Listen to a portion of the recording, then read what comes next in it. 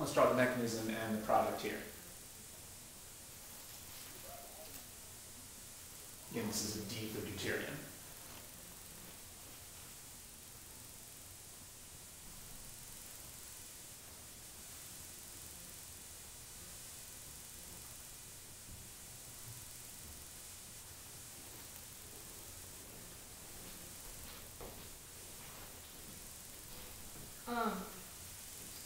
Does it prefer to, since it's deuterium instead of just hydrogen, does that count as like a more substituted kind of? Well, remember that deuterium is just an isotope of hydrogen. Yeah. So this should behave exactly as if there was a hydrogen here. So it doesn't matter which one it would attack in this case? Which carbon? Well, let's figure that out. So, all right. This is a reasonable to put at the tail. Oh, those are methyls. Yeah, so these are methyls. Good. Oh yeah, these are not hydrogens. Yeah. Okay.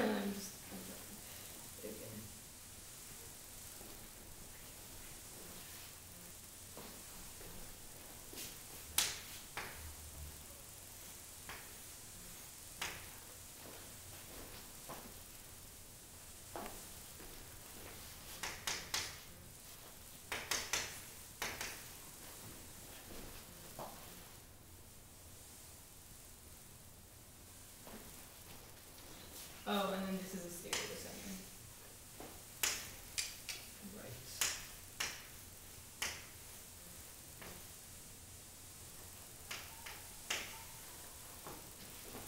Or, well, does this count as stereocenter? Deuterium is different from hydrogen, so yeah. Okay. So then in this case, one of these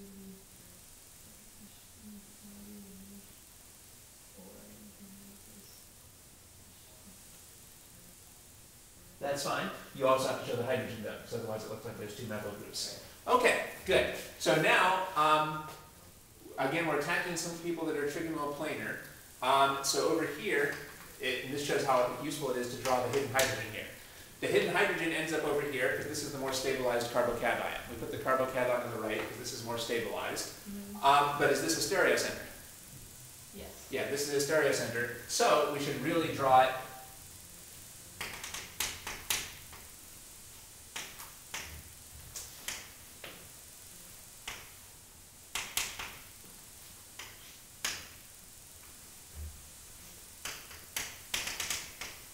Now we have to use wedges and dashes over here. And remember, you can draw any arrangement and then make a single swap to get the opposite configuration. So your picture doesn't have to look like mine, as long as you draw one arrangement and make a single swap. I swap the hydrogen and the methyl.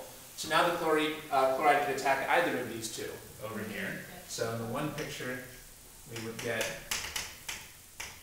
this, and in the other picture, as I think you've already got,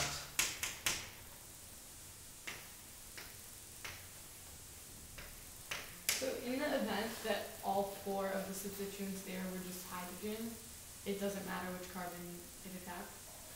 Yeah, that's right. Then it would be symmetrical anyway. Right. Okay. Now, is this a stereocenter? No. That's why I didn't bother drawing wedges and dashes. We only need wedges and dashes around stereocenters. So these only give us the one product over here. All right, so in this case, there was the first carbon that got attacked that made the stereocenter. So again, we got the two products, but this was not a stereocenter, so we just got one product from the second round of attacks. Okay, so that gives us, again, our example of hydrohalogenation. So again, we have to get into the habit of always checking whether we're making a stereocenter. It's hard to think of that because there was no wedges or dashes in the product, so in the starting material, so it's hard to think of putting them in the product.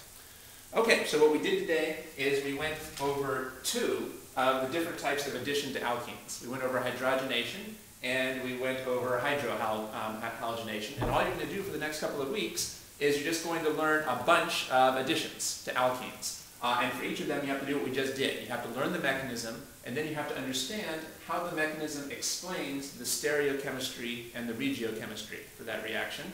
And then you have to ask, how would I know when to use this reaction in a synthesis problem so that you can actually come up with it? Okay, well, looks like we're out of time. These videos are offered on a pay-what-you-like basis. You can pay for the use of the videos at my website. There is a link to my website in the info box. The address is www.freelance-tutoring.com. teacher.com/videos.htm, or you can just use the link in the info box. By the way, I also offer tutoring via Skype, and you can find more information about that Skype tutoring service at my website. Thanks.